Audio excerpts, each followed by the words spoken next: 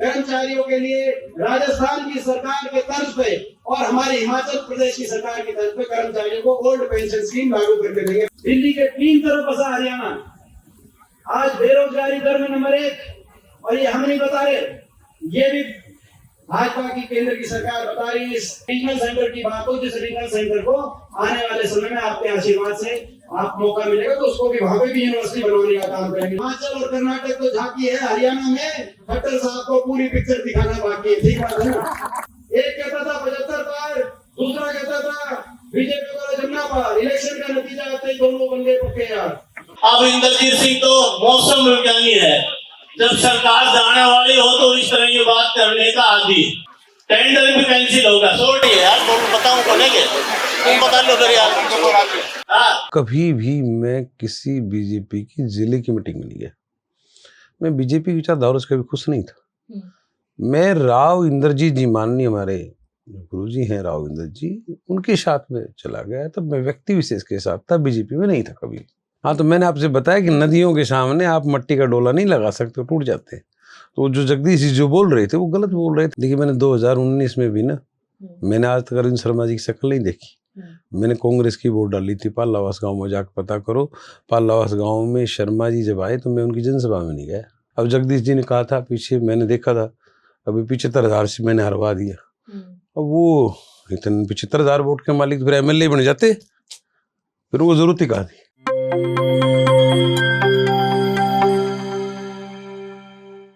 दोस्तों, सादर अभिवादन। मैं हूं महेश कुमार वैद्य और आप देख रहे हैं NJP हरियाणा।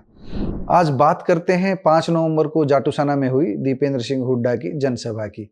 राजस्थान चुनाव की कवरेज में व्यस्त होने के कारण समीक्षा थोड़ी देरी से दे रहे हैं, लेकिन आपको एक एक करके जाटूसाना जनसभा का पूरा सच बताएंगे। बाहर आ चुकी अंदर की हर बात का मतलब और इसके पीछे छुपा राजनीतिक गणित समझाएंगे। हम आपको यह भी बताएंगे कि इस जनसभा से दीपेंद्र सिंह हुड्डा ने कोसली विधानसभा क्षेत्र में क्या पाया और क्या खोया। हम यह भी बताएंगे कि पिछले दिनों कांग्रेस में शामिल हुए पूर्व मंत्री जगदीश यादव को भाषण के बीच किसके कहने पर दीवान सिंह चौहान ने थोड़ा सॉर्ट करो कहकर टोका था। इस बात का भी जवाब देंगे कि टोकने पर जगदीश एकाएक बिफर क्यों गए। क्या वाकई आपा खोने जैसी बात थी या कुछ इसके पीछे और गणित था। कई सवाल और भी हैं, जैसे कांग्रेस के प्रदेश अध्यक्ष उदय भान क्यों नहीं पहुंचे, दीपेंद्र सिंह हुड्डा के आने से पहले मंच पर ठुमके क्यों लगे। सबसे अंत में आपको जाटूसाना जनसभा के आयोजक वे नए कांग्रेसी बने अनिल पालावास की NJP हरियाणा से हुई बातचीत सुनवाएंगे। हम अपनी बात आपके सामने रख रहे हैं, यह जरूरी नहीं कि आप हमसे सहमत हो। हम असहमत होने के अपने श्रोता के अधिकार का सम्मान करते हैं। हमने जनसभा से कई दिन पहले यह बताया था कि जगदीश यादव जनसभा में आ सकते हैं, जबकि यदवेंद्र सिंह दूर रहेंगे। हमारी संभावना एकदम सही साबित हुई। आइए आगे बढ़ने से पहले दीपेंद्र सिंह हुड्डा को सुनते हैं। दिल्ली के 3 तरफ बसा हरियाणा आज बेरोजगारी दर में नंबर 1, और ये हम नहीं बता रहे, ये भी भाजपा की केंद्र की सरकार बता रही है। अग्निवीर, अगर कोई अग्निवीर अपनी जान की कुर्बानी देता है, अपनी दुश्मन की, देश के दुश्मन को अपने सीना पे लेता है, तो शहीद में बलिदान में भेदभाव करने का काम सरकार ने किया है। जब हमारी सरकार रही तो रेवाड़ी के अंदर 7 कॉलेज, मगर इस सरकार में कोई एक भी नहीं। 10 साल में 7 ITI, उससे पहले इस क्षेत्र में एक भी ITI नहीं थी। उस समय 7 ITI बनी 10 साल के अंदर, और अभी सरकार में ना कोई ITI, एक इंजीनियरिंग कॉलेज आपके सामने है, राव वीरेंद्र सिंह राजकीय इंजीनियरिंग कॉलेज। जैनाबाद की बात हो और मीरपुर के अंदर यूनिवर्सिटी की बात हो, और कृष्णनगर के अंदर रीजनल सेंटर की बात हो, जिस रीजनल सेंटर को आने वाले समय में आपके आशीर्वाद से आप मौका मिलेगा तो उसको भी वहां पे भी यूनिवर्सिटी बनवाने का काम करेंगे। कांग्रेस पार्टी की सरकार आते ही हम कुछ फैसले लेंगे। पहला फैसला, कर्मचारियों के लिए राजस्थान की सरकार के तर्ज पे और हमारे हिमाचल प्रदेश की सरकार की तर्ज पे कर्मचारियों को ओल्ड पेंशन स्कीम लागू करके देंगे। पहला फैसला। दूसरा फैसला लेंगे, जो बड़े बुजुर्गों के साथ धोखा हुआ है, 5100 की पेंशन की के आधार पर समझौता किया दुष्यंत चौटाला ने, लेकिन जो है अब 3000 आखिरी चुनाव के साल में विभिन्न पकड़ाने का काम किया। तो भाई हमारा दूसरा संकल्प, कांग्रेस की सरकार बनते ही अगले साल की 1 नवंबर से देश में सर्वाधिक 6000 बुढ़ापा पेंशन हरियाणा में करने का काम करने का दूसरा संकल्प। हमारा तीसरा संकल्प जो राजस्थान में गहलोत सरकार की तर्ज पे महंगाई की कमर तोड़ेंगे और हर घर को, हर गृहिणी को 500 रुपए सिलेंडर से जोड़ेंगे। हमारा अगला संकल्प इन्होंने महंगाई इतनी बढ़ा दी आपके सामने। हमारा चौथा संकल्प जो हमारे एससी वर्ग के भाई हैं, जो बैकवर्ड के छत्तीसगढ़ के गरीब बीपीएल परिवार 100 गज की योजना जो इनके हम लेके आए थे, लेकिन वो समाप्त हो गई योजना, तो 100 गज की योजना को दोबारा से चलवाएंगे। हर वंचित परिवार को 100 गज का प्लॉट दिलवाएंगे और 100 गज के प्लॉट पे सरकार की सहायता से इंदिरा आवास योजना के माध्यम से 2 कमरे का मकान सरकार की सहायता से बनवा के हर गरीब परिवार को दिलवाएंगे। हमारा, क्योंकि इन्होंने मकान की योजना भी समाप्त कर दी, इन्होंने प्लॉट की भी योजना समाप्त कर दी। और भाई हमारा एक और संकल्प, जैसा कि कर्नाटक की सरकार, अभी आपने देखा 2 इलेक्शन हुए, हिमाचल और कर्नाटक में कांग्रेस जीती। मेरे से पत्रकार पूछ रहे थे कि हिमाचल और कर्नाटक में तो जीत गई, आगे क्या होगा? मगर भाई हिमाचल और कर्नाटक तो झांकी है, हरियाणा में खट्टर साहब को पूरी पिक्चर दिखाना बाकी है। ठीक बात है ना? आप इस बात को समझ लें कि दीपेंद्र ने इस जनसभा से कुछ खोया नहीं है, बल्कि पाया है।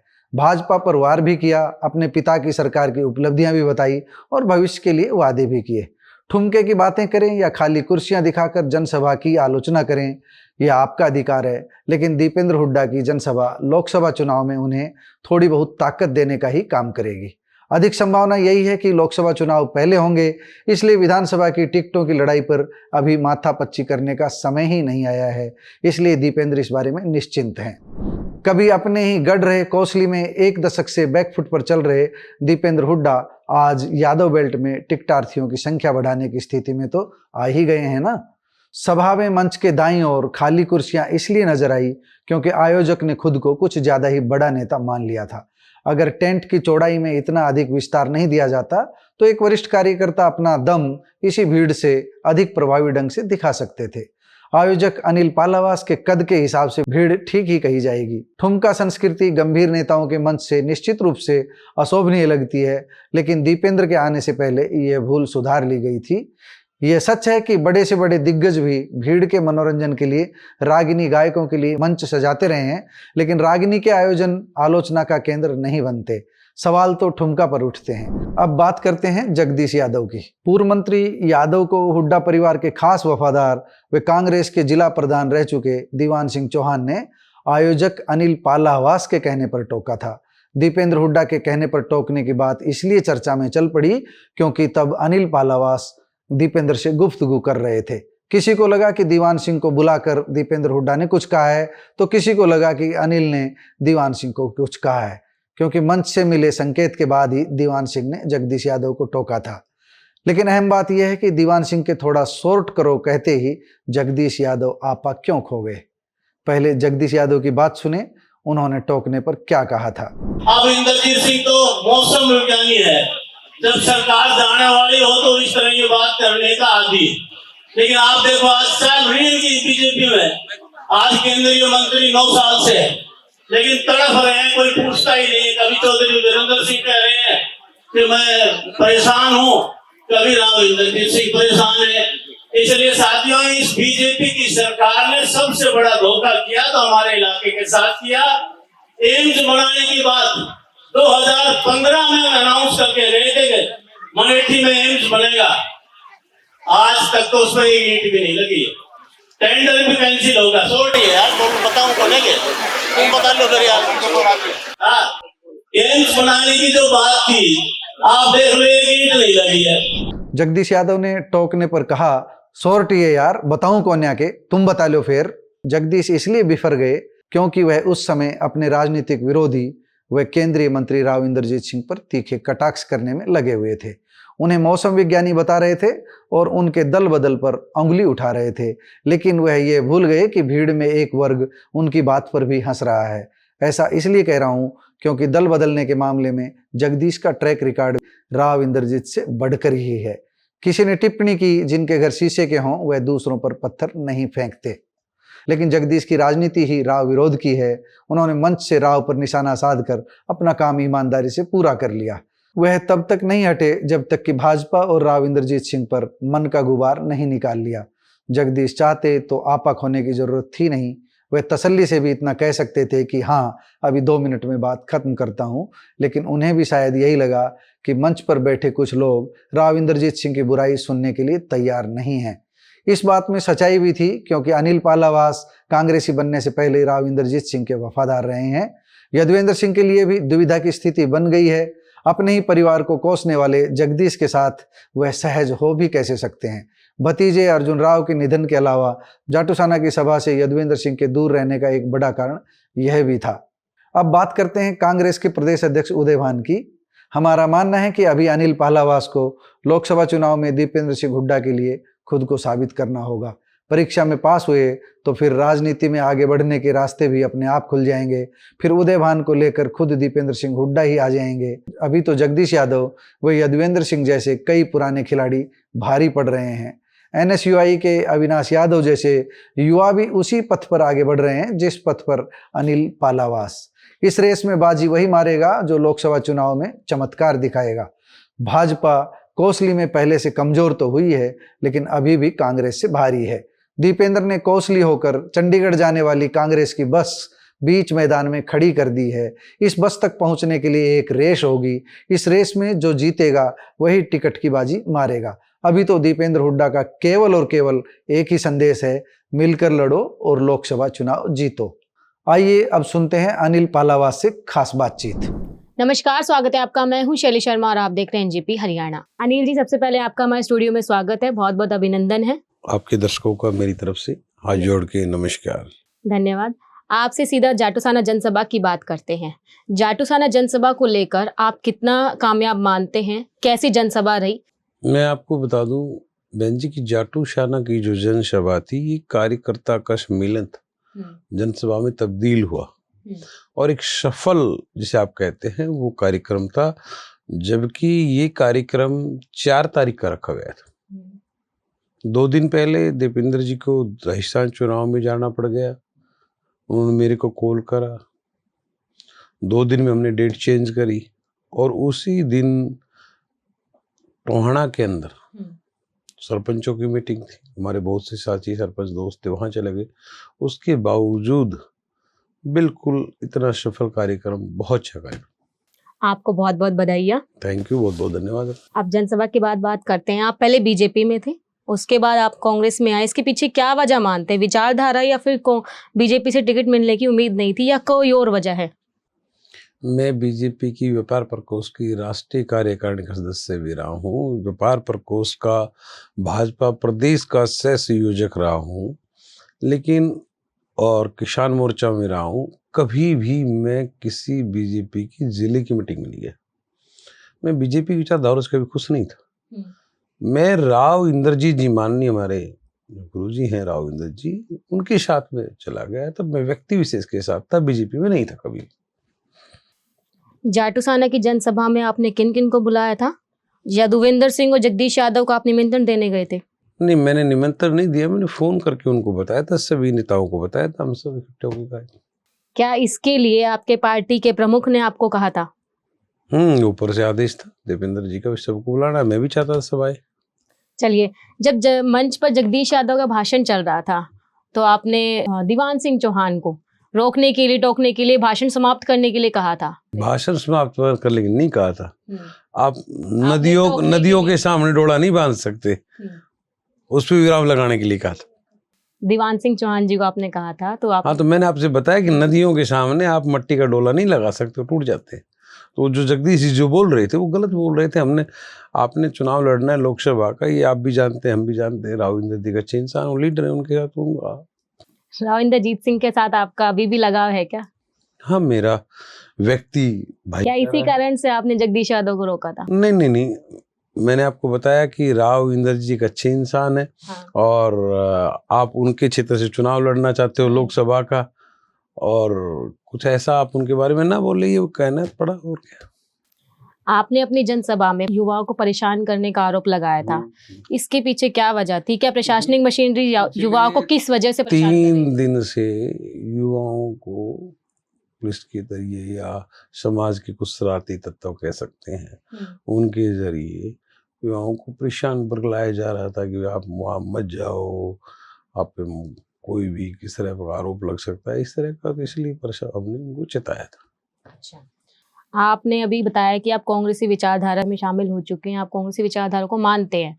मान लीजिए यदि कांग्रेसी के आपके जो चहेते हैं, जिनके आप कहने से कांग्रेस में शामिल हुए हैं, अगर वो कांग्रेस से दूर हो जाए तो क्या करेंगे? देखिए, मैंने 2019 में भी ना, मैंने आज तक अरविंद शर्मा जी की शक्ल नहीं देखी। मैंने कांग्रेस की वोट डाली थी पालावास गांव में, जाकर पता करो। पालावास गांव में शर्मा जी जब आए तो मैं उनकी जनसभा में नहीं गया। पसंद करते हैं, अगर वो दूर हो जाए तो आप उस स्थिति में तो क्या गर्व की बात है। करेंगे? आप किसे अपना राजनीतिक गुरु मानते हैं? मैंने राव इंद्र जी से बहुत सीखा जीवन में, ईमानदारी, सच्चाई, उनके साथ बहुत सीखा। आप सीख तो किसी से सकते हो, इंसान को सीखने का जिंदगी मौका मिलता रहता है और इंसान फिर भी अधूरा रहता है, उनसे बहुत सीखा है। अगर आपको टिकट नहीं मिली तो आप क्या करेंगे? देखिए, आज तो विधानसभा का चुनाव ही नहीं है, आज तो लोकसभा का चुनाव है। मेरा तो नहीं, आगे अगर भविष्य की बात करें, भविष्य की बात है तो फिर वो लोकसभा की बात हो जाएगी बहन जी।